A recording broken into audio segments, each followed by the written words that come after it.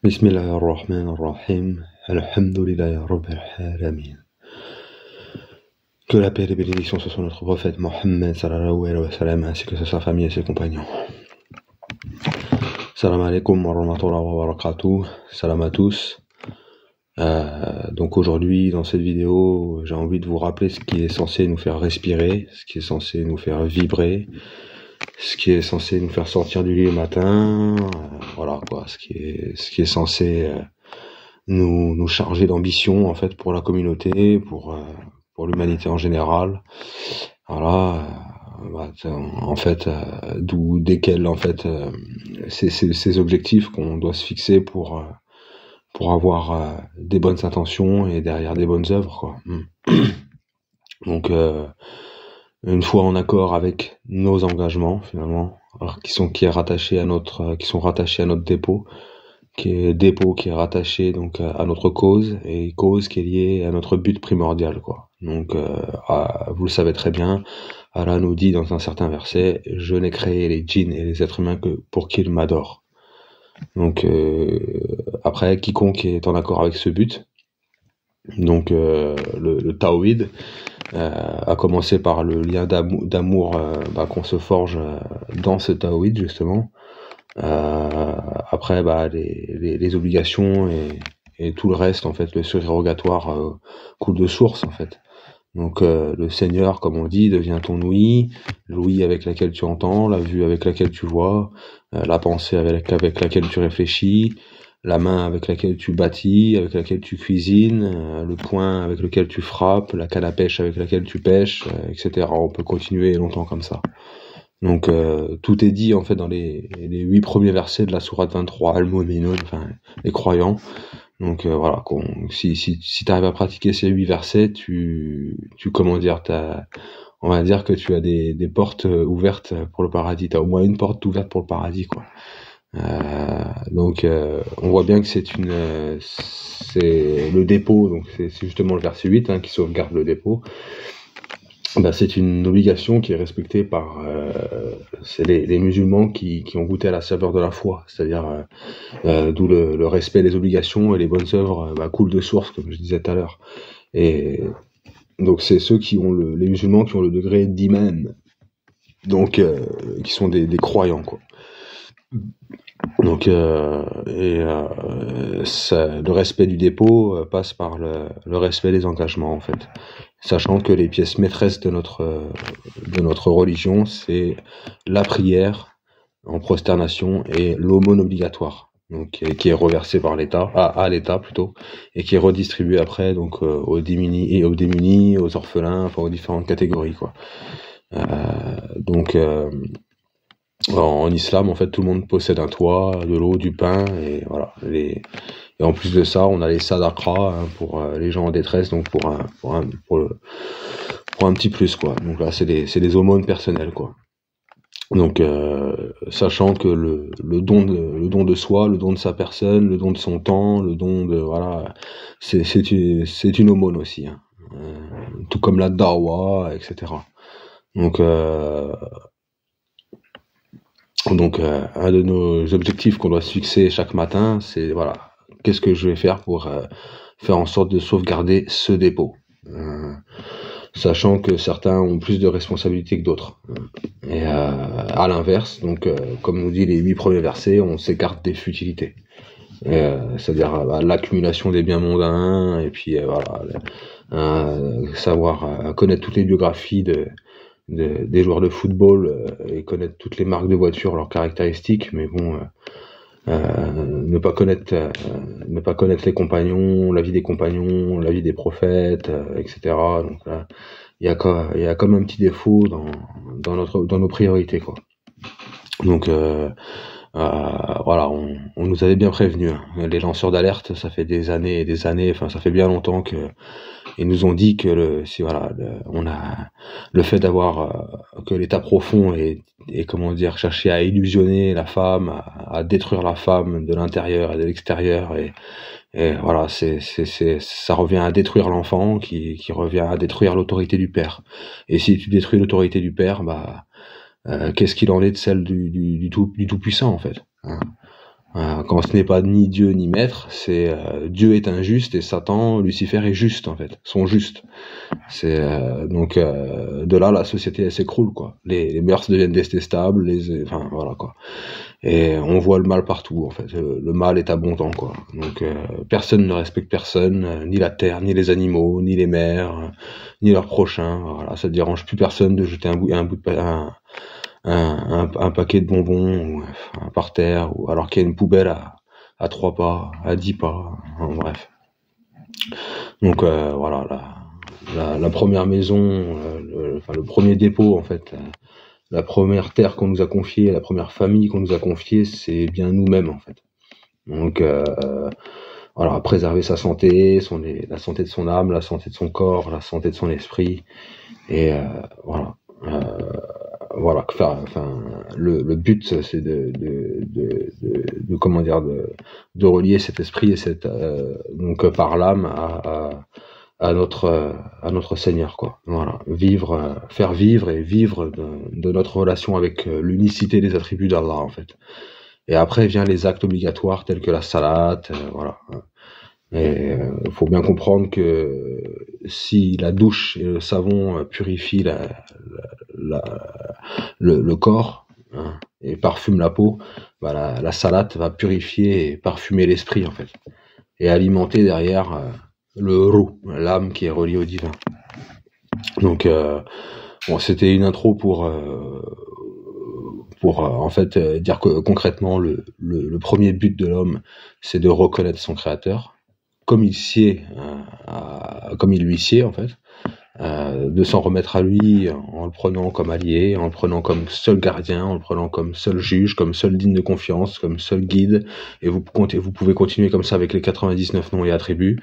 Donc voilà, et le tout afin de servir sa volonté, d'être en accord avec l'ordre établi par Allah, l'ordre juridique, l'ordre universel.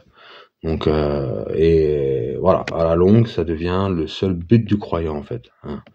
C'est même plus le premier but finalement, c'est le seul but, c'est le premier et le seul but du croyant.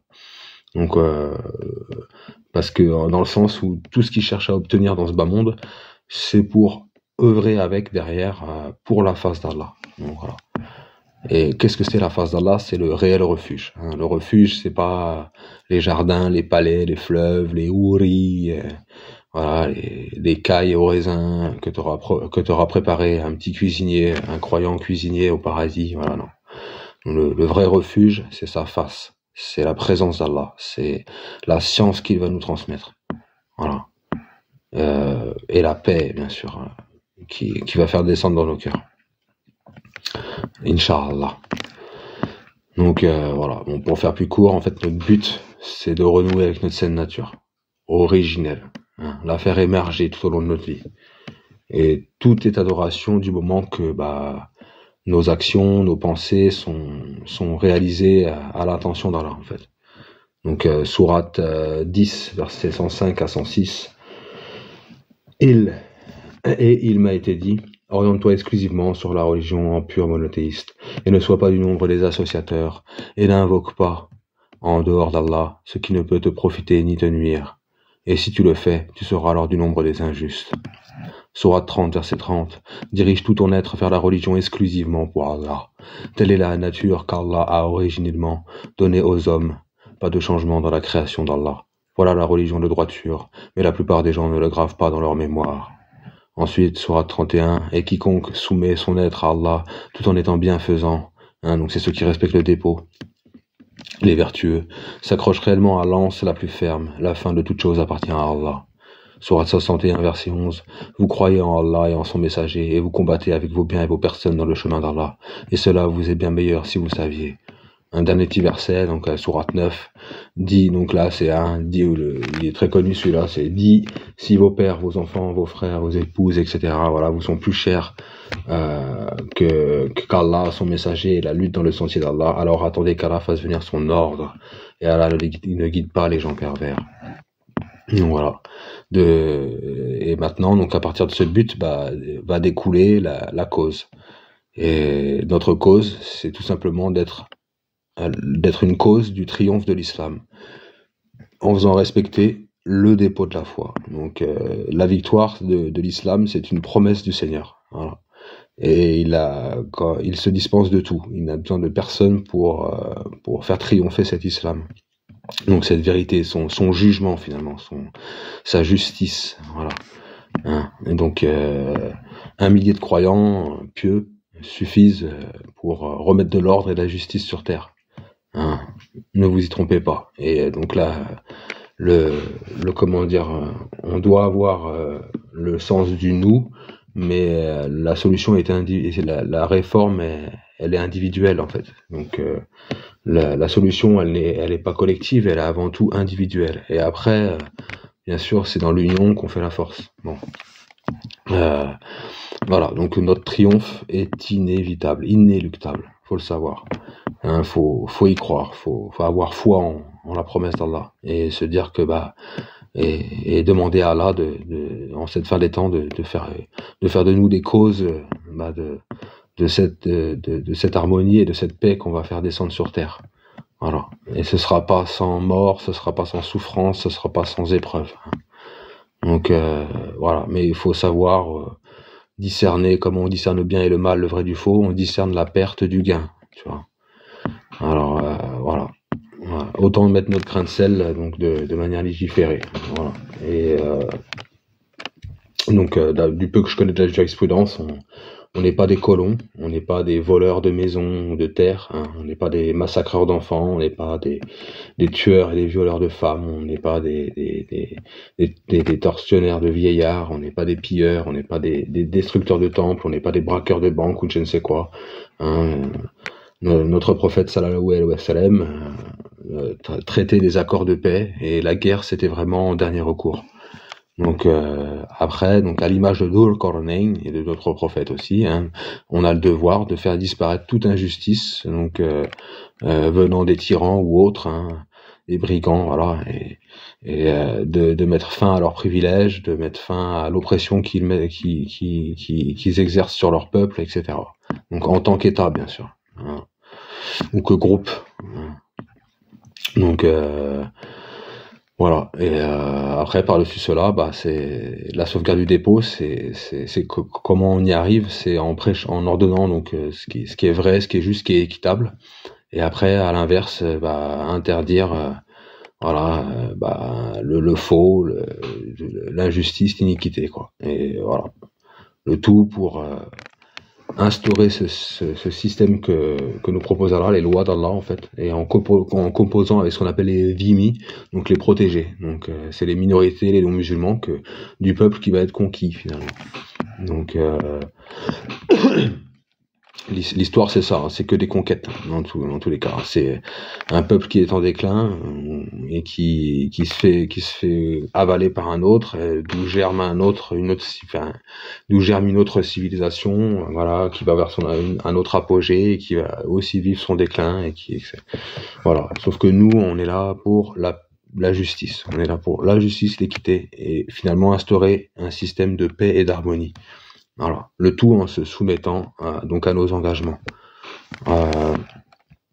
Il y a quand donc voilà. Et voilà, au final tout le monde trouve son compte, hein, même les gens, même les mécréants. Et voilà. Et sachant que lors de ces périodes de victoire, les gens se convertissent en masse. Hein. Faut relire le Coran, hein, notamment la sourate La Victoire éclatante. Voilà, faut se dire qu'on n'a pas de soucis à se faire en fait. Hein. Donc et l'histoire se répète. Donc voilà. Après, donc comme j'ai dit, de ce dépôt, on le respecte en ordonnant le bien et en interdisant le mal, et bien sûr en respectant nous-mêmes les engagements. Hein. On va pas, si tu es interdit de faire le mal, mais que t'es en plein dedans, et si tu commandes le bien et que t'es loin t'es dans les interdits, bon. Tu vas pas emmener beaucoup de gens avec toi, quoi. Donc voilà. Et sachant que le plus beau des dépôts, c'est le prêche du Tawhid finalement, hein, dans notre dawa. Et les savants disent qu'il n'y a pas de dawa sans prêche du Tawhid en fait.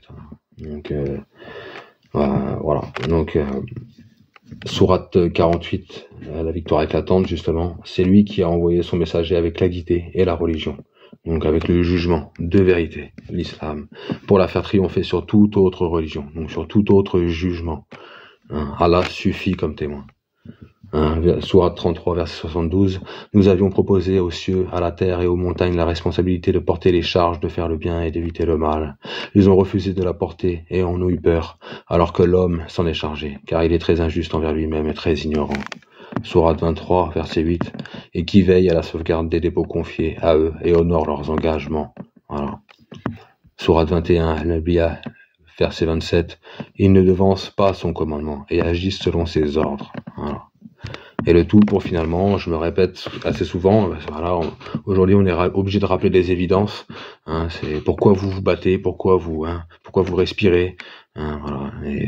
Et ça en fait, c'est Allah nous dit que si on l'obéit, c'est pour nous-mêmes. Donc voilà, c'est pour fonder en fait une société, des peuples qui sont altruistes, des peuples qui sont visionnaires.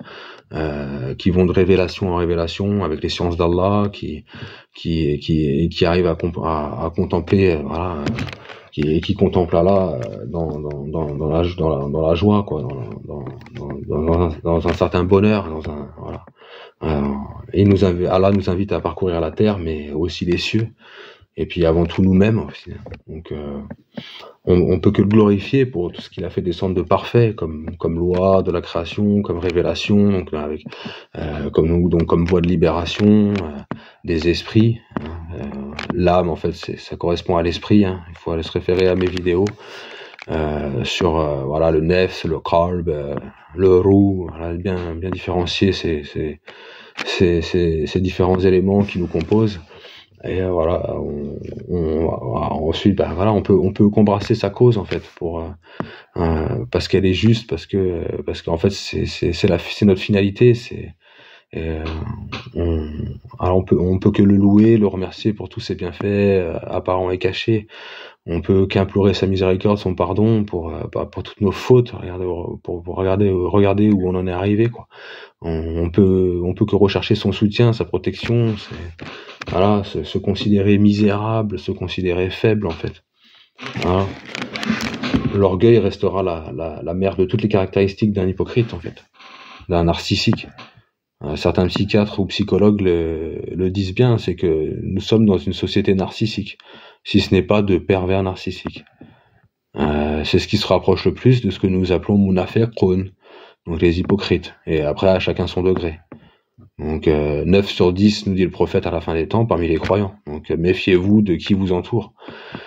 Donc l'homme n'a jamais été aussi distrait, l'homme n'a jamais été aussi loin de sa nature, de son âme, de son esprit, de la méditation sur lui-même, sur la création, son créateur. Il a jamais été aussi loin de son but. Donc son but, ce que j'entends par le but, c'est l'expérience qu'on a dans le vécu qu'on a avec le tawhid, son tawhid, et comment on le gère dans notre vie en général, quoi. Après voilà, quoi, on n'a jamais été aussi divisé sur le faux. Même ceux qui sont sur le vrai ne sont pas unis. Voilà, et j'en passe, quoi.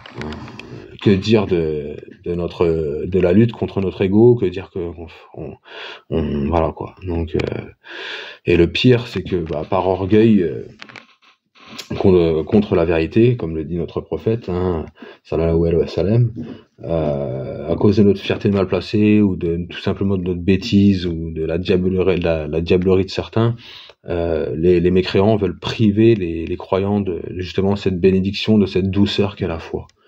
Voilà, tout simplement parce qu'ils veulent pas obéir aux ordres. Voilà. Les ordres, l'ordre établi par Allah, ça ne les intéresse pas. Et Allah dit dans le sens, sourate 23, verset 115, « Pensez-vous que nous vous avons créé sans but et que vous ne reviendrez pas à nous ?» Voilà. Dans un autre verset, il nous invite à méditer sur la raison de la création.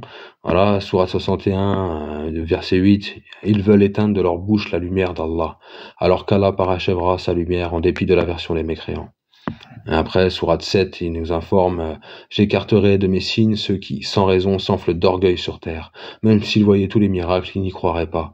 Et s'ils voient le bon sentier, ils ne le prennent pas comme sentier. Mais s'ils voient le sentier de l'erreur, ils le prennent comme sentier. C'est qu'en vérité, ils traitent de mensonges nos preuves et ils ne leur accordaient aucune attention.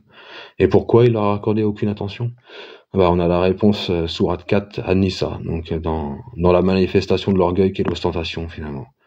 An-Nisa, versets 37 à 38, ceux qui sont avares et ordonnent l'avarice aux autres. Ça vous rappelle pas quelque chose? 1% qui partagent les 60% des richesses mondiales, qui ordonnent l'avarice, qui sont avares et ordonnent l'avarice. Et cachent ce qu'Allah leur a ordonné de par sa grâce.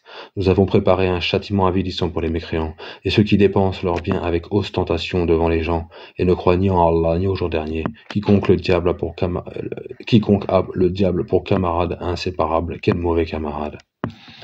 Et à nous, musulmans, il nous dit bien, est-ce que les gens pensent qu'on les laissera dire nous croyons sans les éprouver, Donc, sauvegarder le dépôt, c'est plein de bénédictions, certes, c'est plein d'amour, c'est tout ce que vous voulez, mais c'est aussi plein de coups dans la gueule, quoi. Donc, lorsqu'on se rend utile, on se fait plein d'ennemis. Mais l'humiliation coule dans la veine des rageux, en fait, coule dans les veines des rageux. Donc, voilà, faut pas être des musulmans, faut surtout pas rompre le pacte avec aller tourner le dos et revenir sur nos pas. Faut demander protection, refuge contre l'errance après la bonne direction, le doute sur la vérité après la certitude, contre le fait d'être éprouvé dans notre religion par la tentation, contre le fait de revenir sur nos repentirs, etc. C'est pas un jeu. Sourate 2, Al-Baqarah, qui rompent le pacte qu'ils avaient fermement conclu avec Allah, coupe ce qu'Allah a ordonné d'unir et sème la corruption sur la terre. Ceux-là sont les vrais perdants. Donc c'est ça. Et pour revenir à toute cette ostentation là, cette accumulation de richesses et je veux ci, je veux ça, voilà. On voit bien ce que prônent les rappeurs, on voit bien ce que prônent les dirigeants, on voit bien ce que prônent bref. Donc l'homme, c'est ça en fait, l'homme en général et surtout aujourd'hui adopte ce que j'appelle un faux self en fait. À partir du moment où il trouve son groupe d'appartenance, c'est ça, il y a un faux self qui se met en place. Et tout ça parce qu'il agit par ostentation pour sa répute, et voilà, et qui va suivre le premier footeur de zbeul qui l'impressionne en fait. Et voilà, il y a que le regard des gens qui l'intéresse, il y a que sa petite image qui l'intéresse, et voilà, on sait que les réputes se font et se défont. Donc voilà, et même quitte à ces gens, enfin, l'homme est prêt à vouloir des compliments pour ce qu'il n'a pas fait ou ce qu'il n'est pas en fait. Donc voilà, entre les écrans, le rap game, toutes ces musiques de sauvage, l'électro, la musique de coquet, les musiques de camping, de lover, tout ce qui abrutit, et voilà, ça installe les jeunes dans des bulles où ils s'inventent des personnages, des rôles, ils se mettent des étiquettes. Après, voire ils s'inventent des vies, quoi. Toujours dans l'optique de moi vous emmerde en fait. Vous m'avez compris. Donc on a 1000 amis. Enfin, moi j'ai pas 1000 amis sur Facebook, mais on connaît très bien ceux qui ont 1000, 2000, 3000 amis sur Facebook. Ils ont 2 réels amis sincères, quoi. Deux poteaux en or, quoi. Donc voilà. Donc où je voulais en venir. Au final, il reste quand même quelques bons rappeurs, dont Missa, qui nous dit bien apprends ou la parole sera à l'ennemi. Et on n'apprend pas avec des playlists sur Deezer et des petites vidéos. Enfin voilà, quoi. C'est dans les livres qu'on apprend. Donc il faut aller chercher la véritable connaissance et toujours juger la connaissance qu'on va aller chercher avec le Coran, nous en tant que croyants, en tant que musulmans. Donc faut bien comprendre que la bonne part ici-bas, c'est le dhikr, c'est la science utile, donc que tu vas mettre en pratique, donc les actions salutaires, c'est ta patience et c'est ta femme vertueuse, rien d'autre. Voilà. Tout le reste, c'est du futile. Et après, donc il y a aussi ta santé, ton paradis ici-bas, c'est ta santé aussi, bien sûr. C'est pour ça que les deux sciences les plus utiles, c'est la science religieuse et la médecine. Voilà. Le reste, c'est du mondain. Donc, on n'est pas sur Terre pour la course aux richesses, pour jouer, pour s'amuser, pour plaisanter, picoler, forniquer. On n'est pas là pour voilà. On est là pour exploiter au maximum nos vertus, nos capacités, au service de la cause d'Allah, hein, de tout ce que je suis en train de parler là dans cette vidéo, et pour corriger donc nos défauts et délaisser nos vices, etc. Voilà. C'est voilà. Le dépôt finalement, c'est de faire naître un faux semblant de paradis ici-bas, avant de combler le goût d'inachevé qu'on aura dans notre tombe, pour être ensuite après, Inch'Allah, auprès du Créateur. Voilà. Donc, le paradis du croyant n'est pas dans les biens de ce monde, mais dans le cœur qui est présent avec Allah. Sourate 31, verset 5, ceux-là sont sur le chemin droit de leur Seigneur, et ce sont eux les bienheureux. Sourate 23, le premier verset, bienheureux sont certes les croyants. Et Sourate Taha, il y a 2 versets où il nous dit que on ne sera jamais malheureux. Il n'a point fait descendre le Coran pour qu'on soit malheureux, et si on suit son guide, on ne sera jamais malheureux. Quand il y a aussi des versets où les prophètes nous disent lorsque je t'ai invoqué, Seigneur, tu ne m'as jamais rendu malheureux. Voilà. Et quoi qu'il en soit, l'héritage de la terre de demain reviendra donc aux serviteurs vertueux, aux bons serviteurs qui ont sauvegardé ce dépôt pour la cause d'Allah. Pour finalement que la cause d'Allah, c'est que les gens reviennent à leur but, au but qui est d'adorer Allah. Tout est lié. Donc, but, cause, dépôt, engagement. Et donc à commencer par sauvegarder notre foi et d'inviter les autres à la foi, d'expliquer les lois universelles et juridiques d'Allah, et voilà. Après ça, de faire régner la justice, de faire régner la paix, etc. Et je me répète, mais on est obligé de rappeler des évidences. Et tous les matins, il faut se redire, faut repenser à ça. Et voilà, que germent des milliers et des centaines de milliers d'idées, et que voilà, qu'on puisse avoir des milliers de bonnes intentions, et qu'on puisse réaliser des dizaines de milliers de bonnes œuvres, quoi, en fait, derrière, dans toute notre vie, ou plus encore. Voilà. Sourate 39, verset 74, et ils diront, louange à Allah qui a tenu sa promesse et nous a fait hériter de la terre. Nous allons nous installer dans le paradis là où nous voulons. Que la récompense de ceux qui font le bien est excellente. Donc après, on peut transposer un peu donc ce verset donc de l'héritage du paradis à l'héritage qui est prophétisé donc dans le Zabour, ou Sourate 21, Al-Anbiya, verset 105. Et nous avons certes écrit dans le Zabour, après l'avoir mentionné dans le livre céleste, que la terre sera héritée par mes bons serviteurs. Donc Sourate 22, verset 41, ceux qui, si nous leur donnons de la puissance sur terre, accomplissent la salat, acquittent la zakat, ordonnent le convenable et interdisent le balmab. Cependant, l'issue finale de toute chose appartient à Allah. Sourate 24, An-Nur, verset 55 à 57, Allah a promis à ceux d'entre vous qui ont cru et fait les bonnes œuvres qu'il leur donnerait la succession sur terre, comme il l'a donné à ceux qui les ont précédés. Il leur donnerait force et suprématie à leur religion qu'il a agréée pour eux. Il leur changerait leurs anciennes peurs en sécurité. Ils m'adorent et ne m'associent rien. Et celui qui mécroit par la suite, ceux-là sont les pervers. Voilà.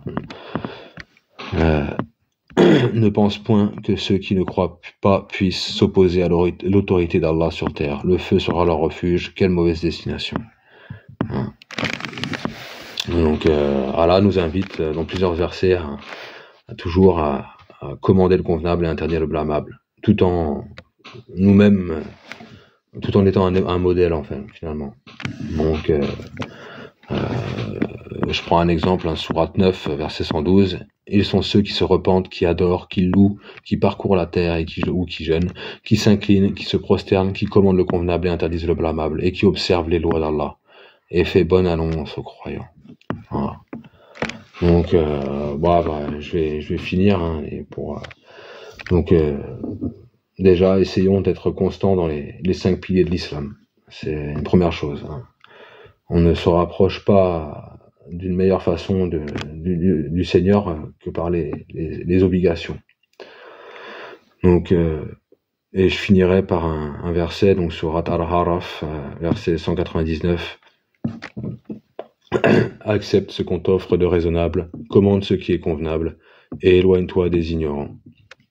Voilà, donc surtout les ignorants donc, qui sont mentionnés donc, dans le contexte du verset précédent, c'est-à-dire ceux qui n'entendent rien à ce à quoi tu les appelles et qui sont satisfaits de leur mécréance en fait, qui se complaisent dans leur faux, dans leur voilà, et qui sont comme dit dans Matrice, ils vont jusqu'à se battre pour le protéger. Hein. Ils sont tellement désespérément tellement inconscients et désespérément dépendants du faux système de Dajjal et de Satan, qui vont jusqu'à se battre pour le protéger.